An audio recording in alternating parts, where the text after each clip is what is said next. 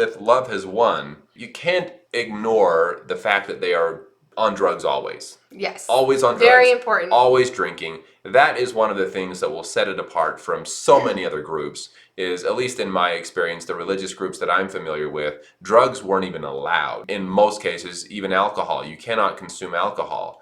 And so it kind of makes sense to me that they got to the place they got so much quicker than other groups that we're familiar with because of that. I was just going to say, though, does that make it better or worse that other groups that didn't have drugs and alcohol got to the same point?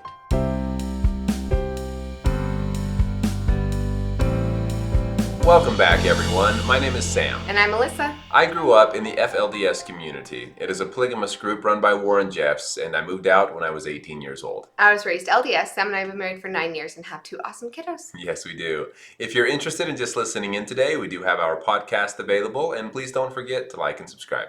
Yes, we are going into part 2 of Love Has Won, the Cult of Mother God. And woo, if you didn't see our part 1 on this, you can watch it on HBO Max, or I think they just call it Max now, right? But you can watch our review of the first episode up above.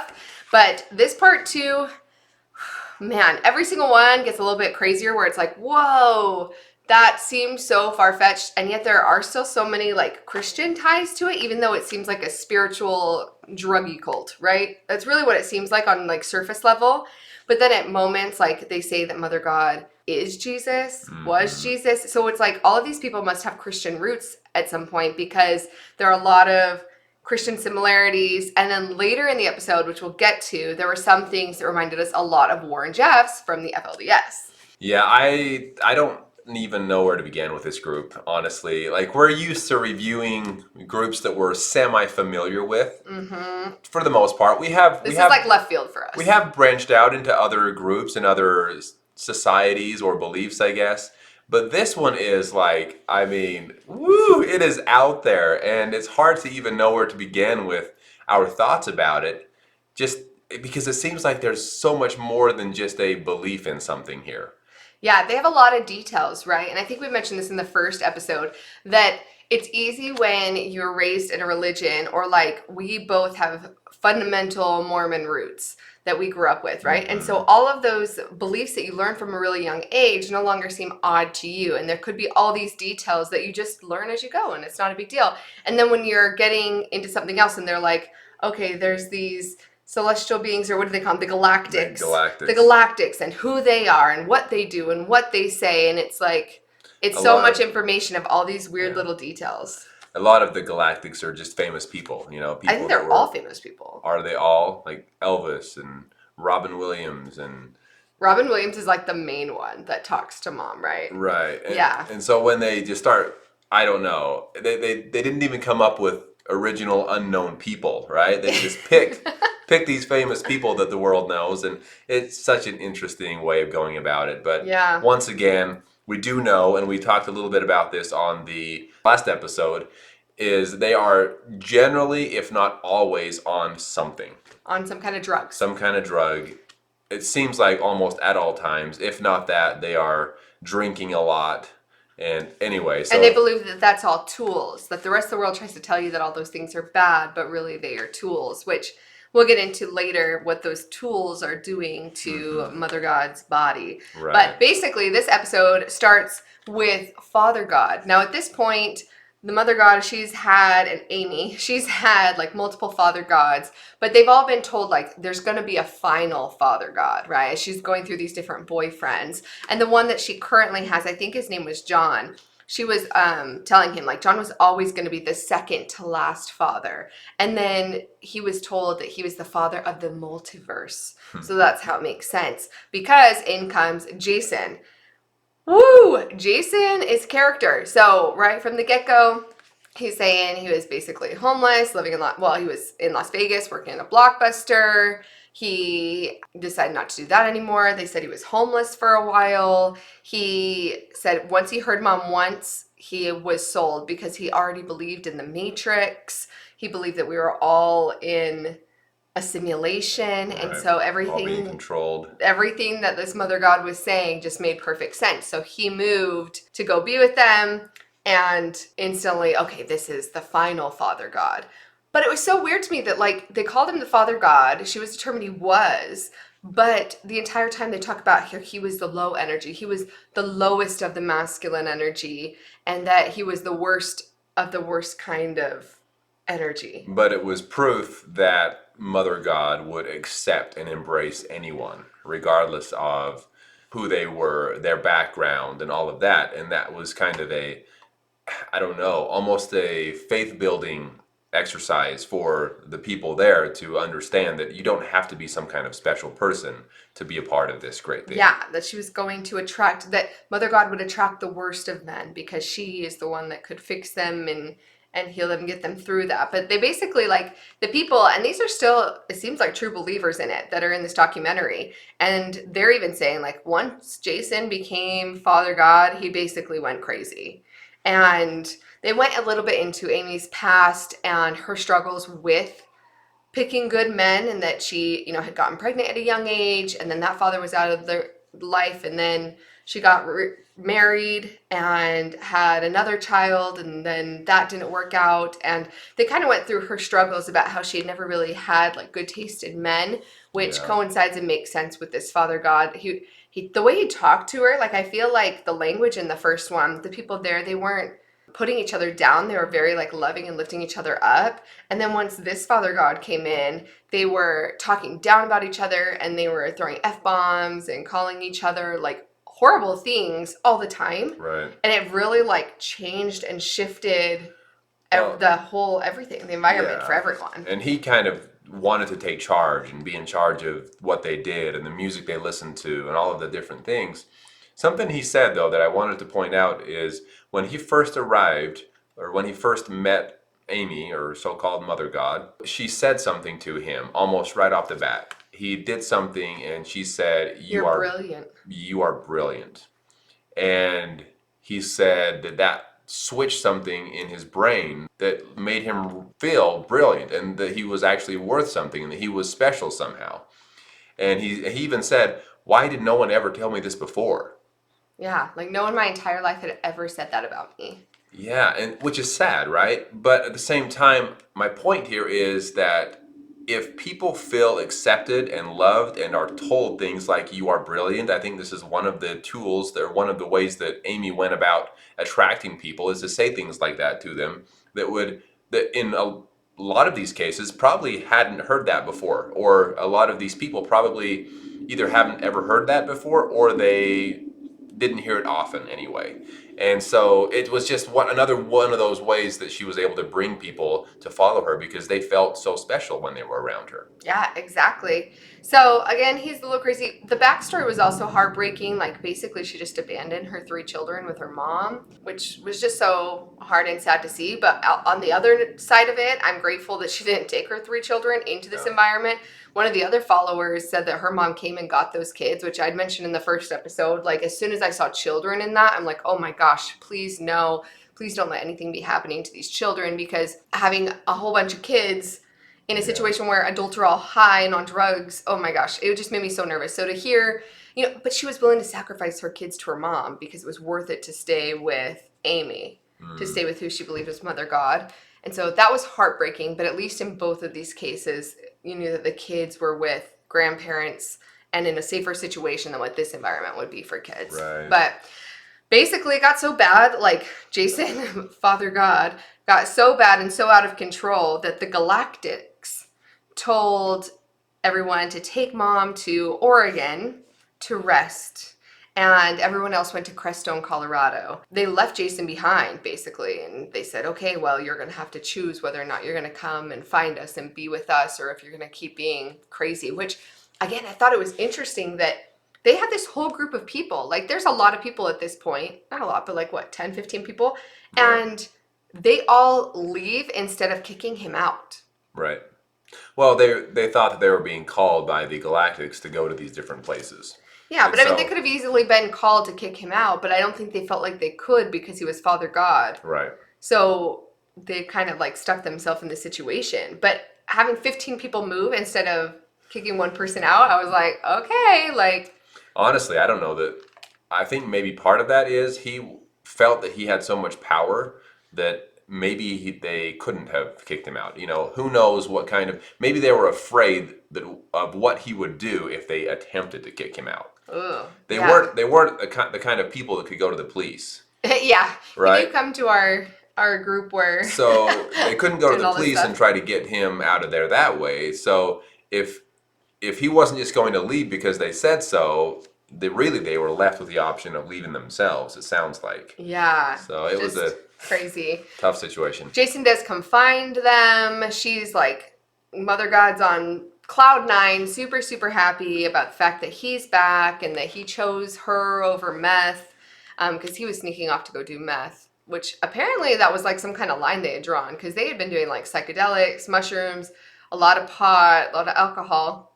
But they said Jason would sneak off to go do meth. So apparently there was some kind of line in the sand there as far as what drugs they could do.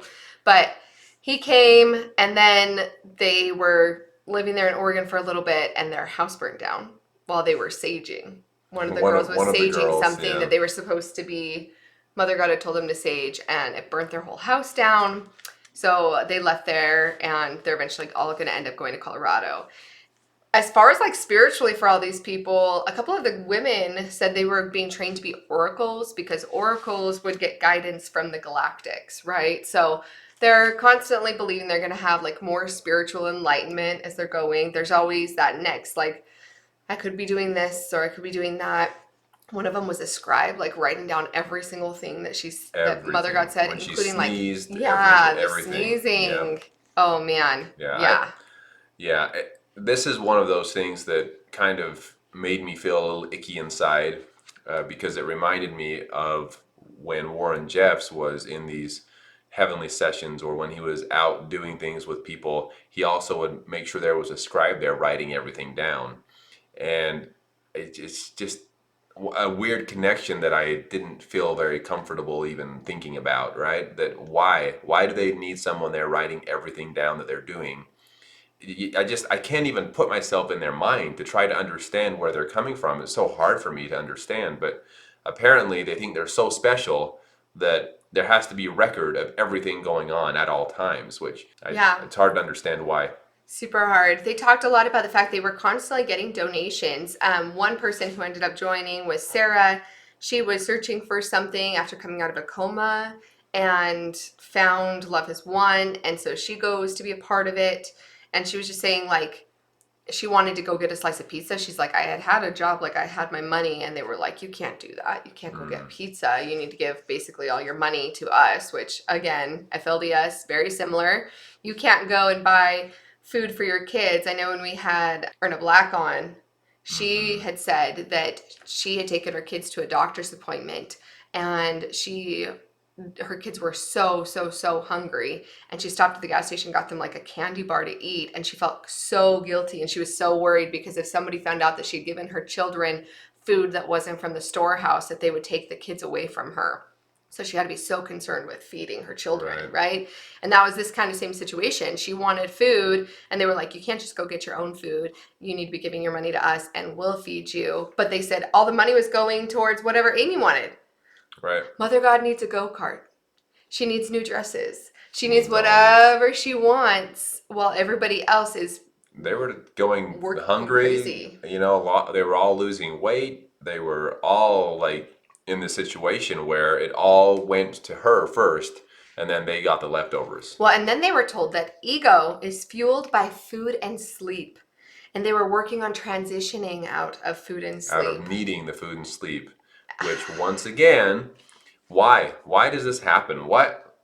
Anyway, this is also something that Warren Jeffs from his prison cell was telling some of his followers, that they don't need to eat they don't need to eat any food, because angels will appear and feed them at some point. Yeah, they were now celestial beings that didn't need it, right? Same type of thing.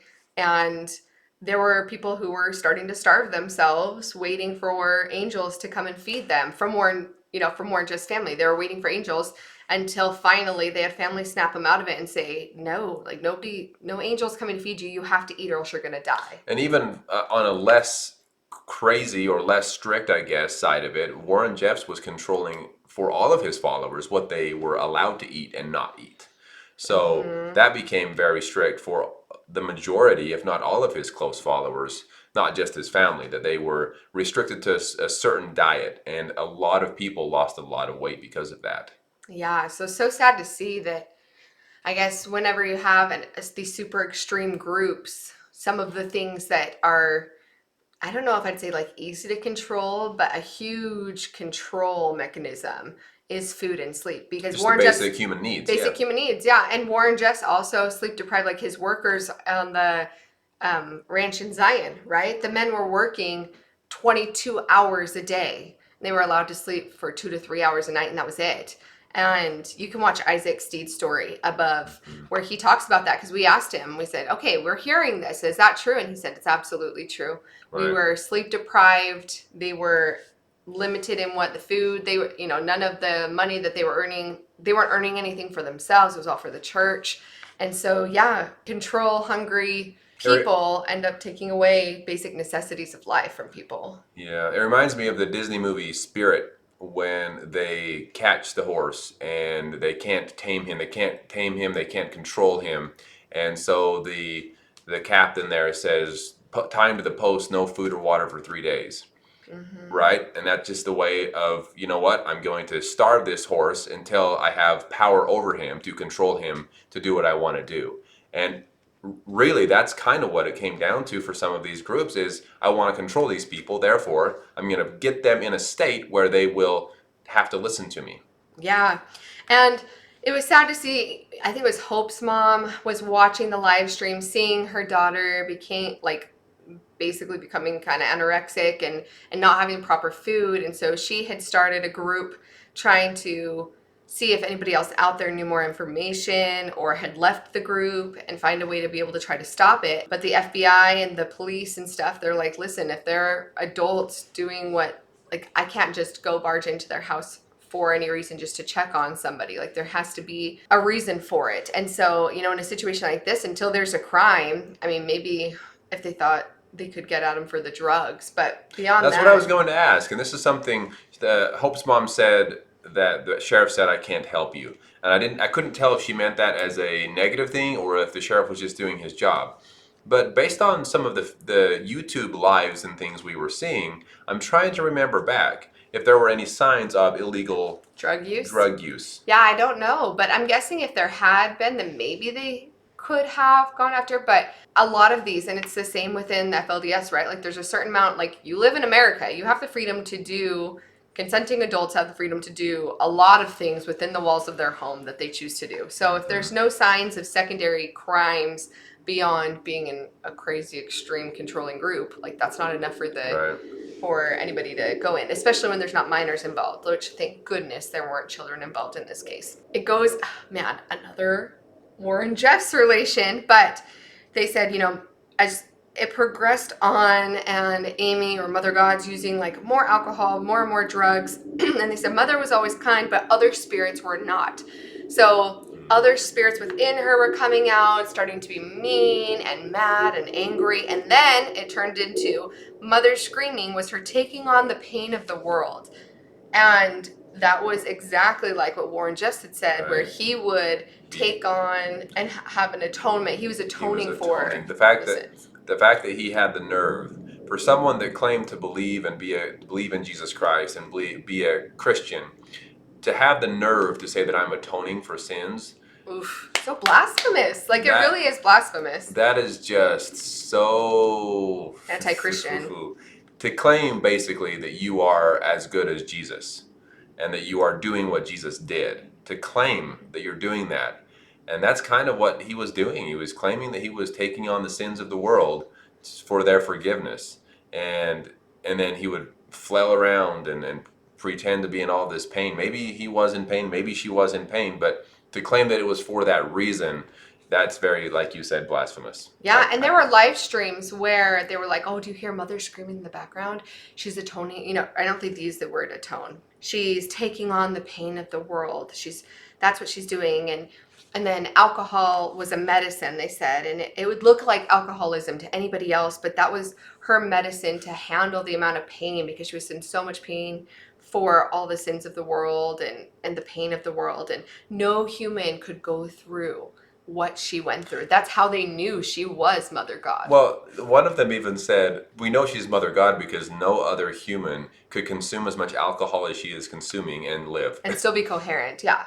And we're like, whoa, I mean, what is going on here? The fact that they could, and this just goes to show that things can be twisted. Because if the fact that they could look at this situation and twist it in a way to make it be positive instead of just a negative, way overdosing in so many different ways, is just, it's almost mind-blowing from the outside looking in.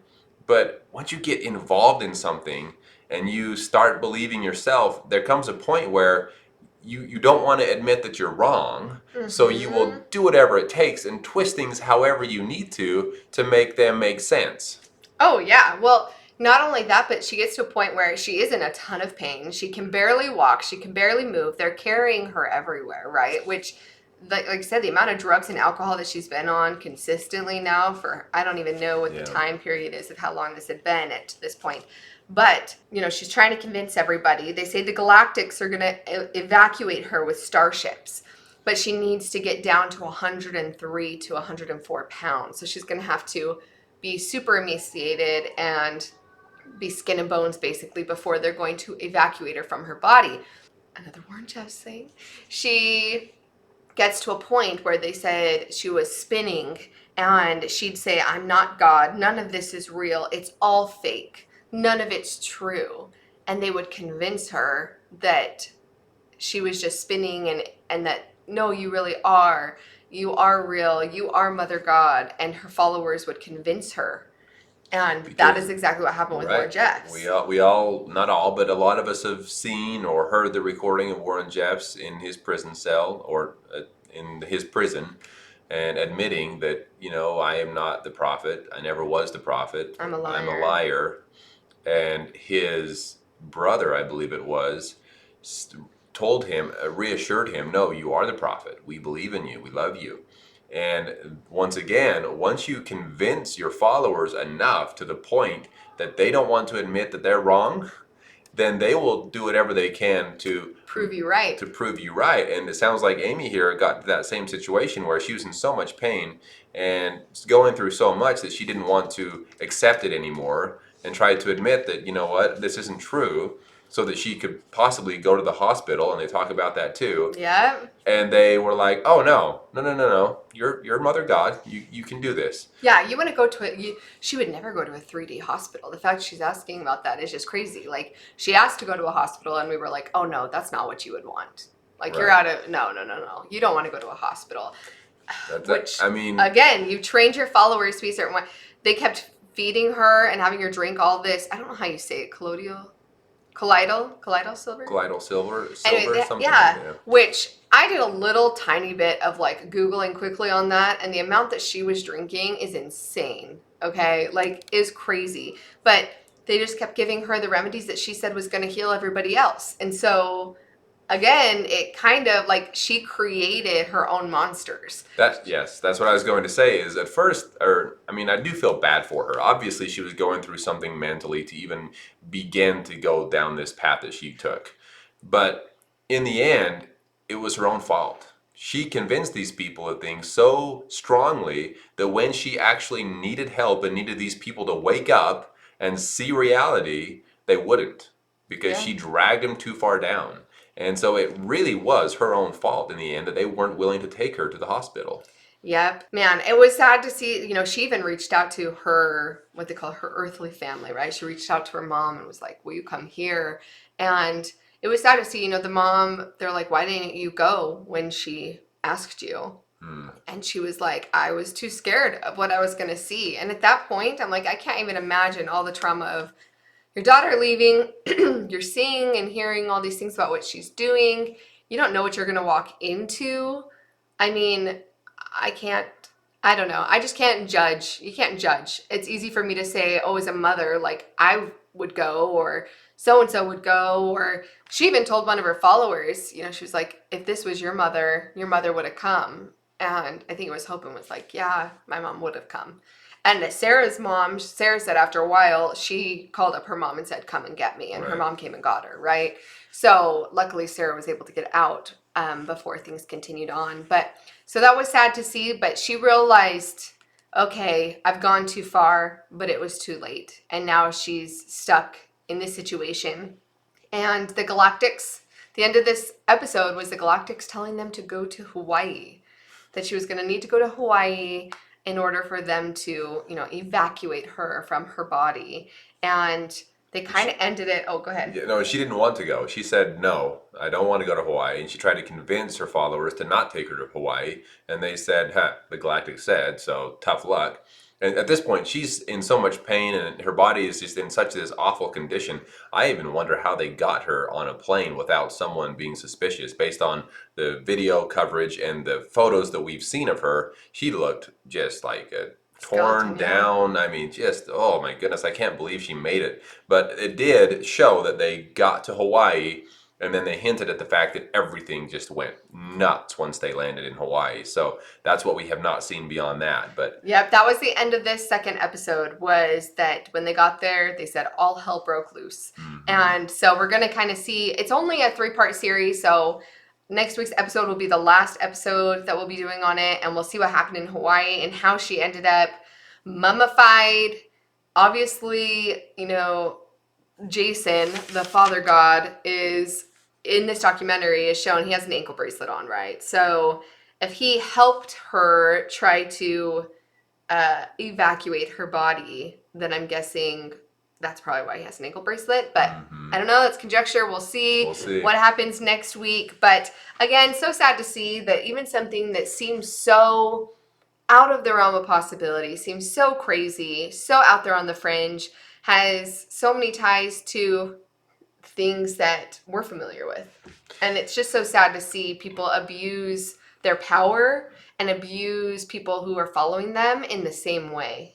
yeah, it's hard to admit that any of what we just saw in Mother God, or sorry, Love Has Won, is anywhere remotely close to anything we've ever seen or are familiar with at all. That's Religion. Within religion. I don't even want to go there because it just seems so far-fetched. But there, unfortunately, are those similarities between different groups that just they start in this place where it seems like they're doing it for good, and that everything is to build connection and love and to help everyone. You put all of your money in a pot so everyone's needs are met, and you make it this loving, no worries in the world kind of place. And then as time goes on, there are rules added and there are things that are changed along the way that then turn it into this thing that everyone wonders, how in the world is anyone living in that? How is anyone going along with that? And it just is slow and steady. Exactly. It starts out with one thing, and maybe some people are turning their heads and wondering, why am I even doing this? But I've come this far. What's one more thing? And then it's one more thing after that. And eventually you're caught up with problems with the law. You're caught up with all these different issues and problems. But it probably started with someone just trying to help people and live a better life, Yeah. And then it turns into something like this. So in this case, though, with Love Has Won, you can't ignore the fact that they are on drugs always. Yes. Always on drugs. Very important. Always drinking. That is one of the things that will set it apart from so many other groups, is, at least in my experience, the religious groups that I'm familiar with, drugs weren't even allowed. You cannot consume drugs. In most cases, even alcohol. You cannot consume alcohol. And so it kind of makes sense to me that they got to the place they got so much quicker than other groups that we're familiar with because of that. I was just going to say, though, does that make it better or worse that other groups that didn't have drugs and alcohol got to the same point?